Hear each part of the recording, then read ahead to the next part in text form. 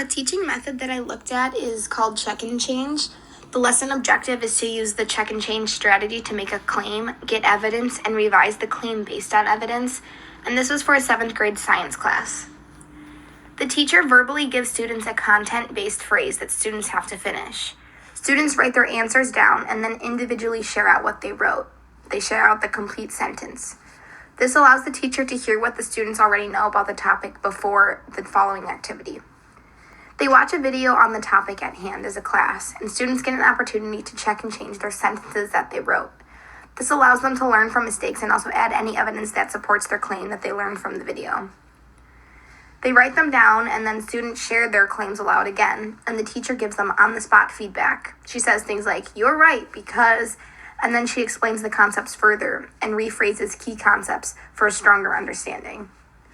I think this is a great way for students to explore new concepts and build on their learning since they are given the opportunity to change their answers or add evidence to their previous claims that they have just gathered from the video. One thing I would change is how the students have to read out their claims in front of the whole class. I think the teacher should initially ask students if they would like to share, and students that want to share can do so in front of the whole class, and then the rest of the students can bring their papers to the front of the classroom where the teacher can read them off anonymously. Some students might struggle to come up with something to write and won't be focusing on the material if they feel anxious about sharing in front of the class. And this relates to the affective filter we discussed in class. Another method I looked at is using technology to boost confidence. The lesson objective was to use technology to build communication skills. And this was for all grades, but it was for specifically ELL students and ELL classes. The teacher uses technology in her classroom in many different ways. One of the ways she mentions and shows in the video is allowing students to communicate with other students that live across the country. Using Google Hangouts, the students can speak face-to-face with others and share ideas and information. The teacher gave an example by saying they were doing this for their senior projects. She also uses Google Hangout for study sessions where students can feel comfortable asking questions in small groups. If a student has an individual question they want to ask, they can do it at home over these calls where they can receive one-on-one support and feel comfortable doing so. The teacher also mentions how the students are able to hear and see themselves on the devices, and this makes them feel more confident and comfortable asking questions. I think this is a great way to promote communication inside and outside of the classroom. It also makes it extra fun and engaging for students because they're able to use their own devices for assignments and ask questions or study. I think this could also be a great way to incorporate dual language practices and activities, especially since they can communicate with students from different areas and places.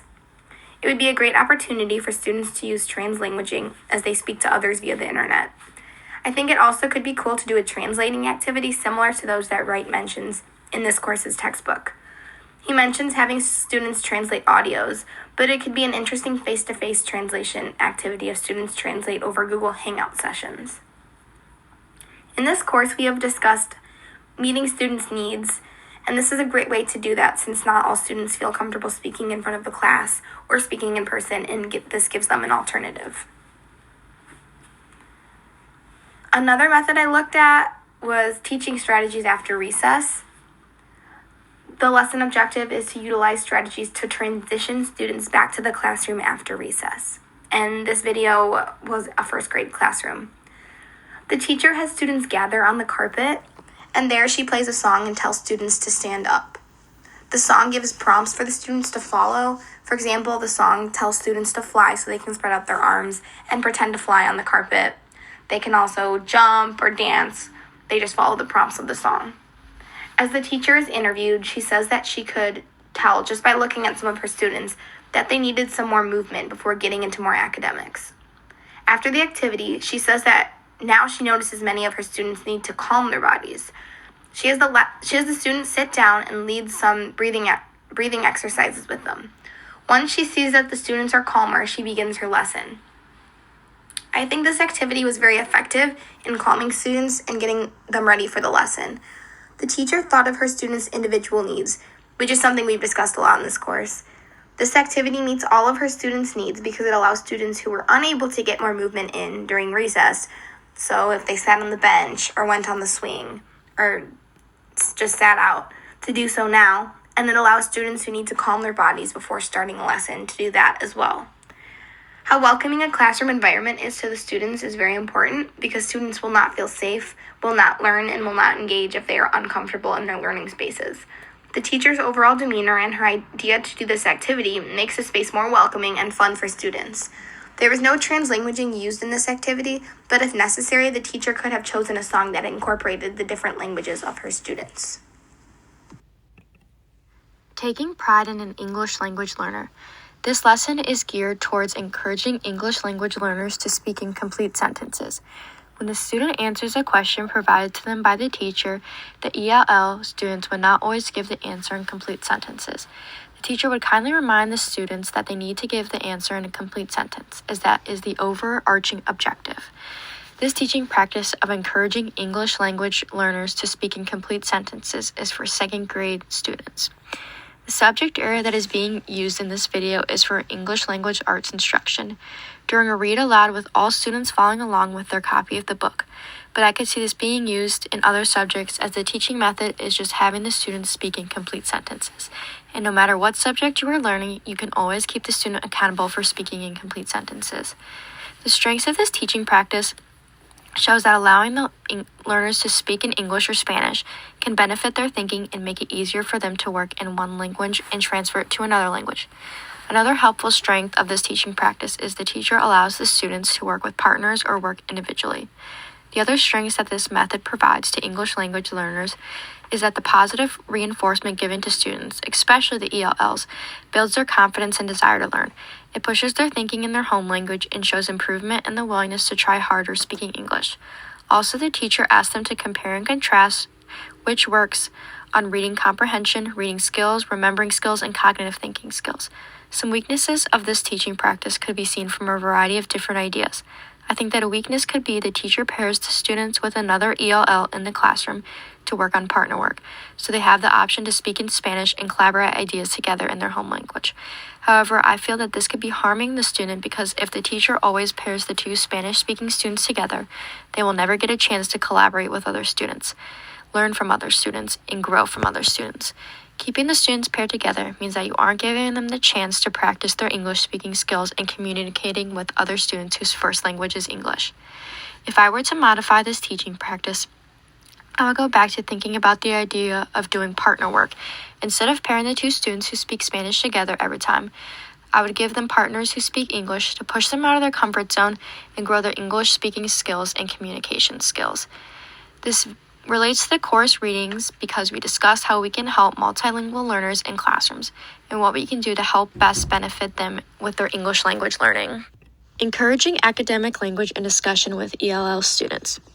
This teaching method's objective is to develop academic language and discussion skills with ELL students. The teacher's main focus of this teaching practice is to work closely with multilingual students who need to work on their academic language skills. The teacher and lead test the students' previous vocabulary knowledge, assigns small group projects related to the material, questions the students based on their projects, and can provide corrective feedback for students. Her main goal is to get students comfortable speaking in complete sentences using English, having a discussion, and being able to support the reasoning. This teaching method is applicable for students in the 3rd grade.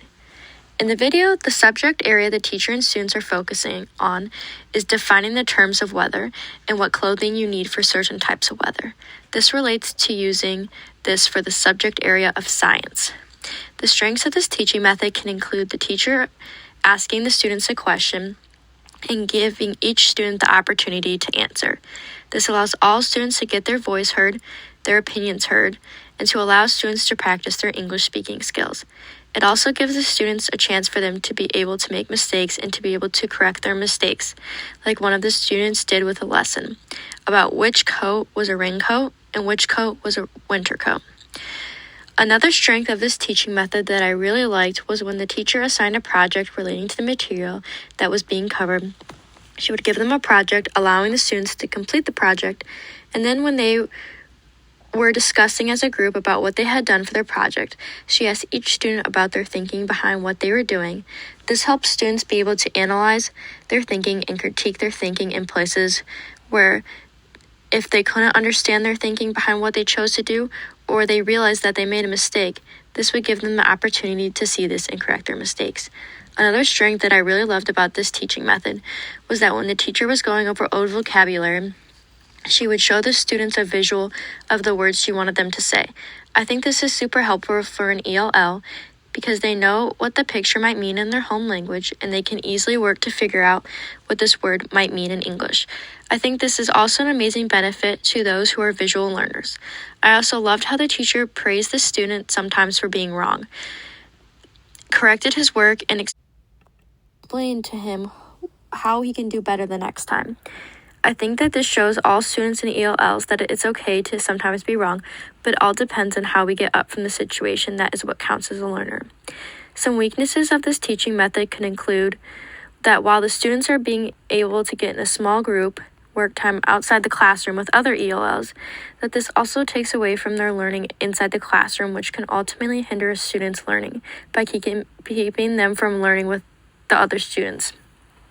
If I were to modify this teaching practice, I'd make sure that the students aren't missing out on important instruction in their classroom. I'd make sure that when the students are being pulled for these extra discussion skill workshops, that it goes along with the material they are missing during class time. For example, if they are missing a history lesson, I'd want them to be doing a history lesson during the workshop so they aren't falling more behind than they already are. This connects to the course by the reading in the Chapter 11 of Wright's book, where it discusses effective English language learner programs to help attain proficiency in English, which I believe that this teaching practice demonstrates the effectiveness of the programs offered for ELLs in the United States.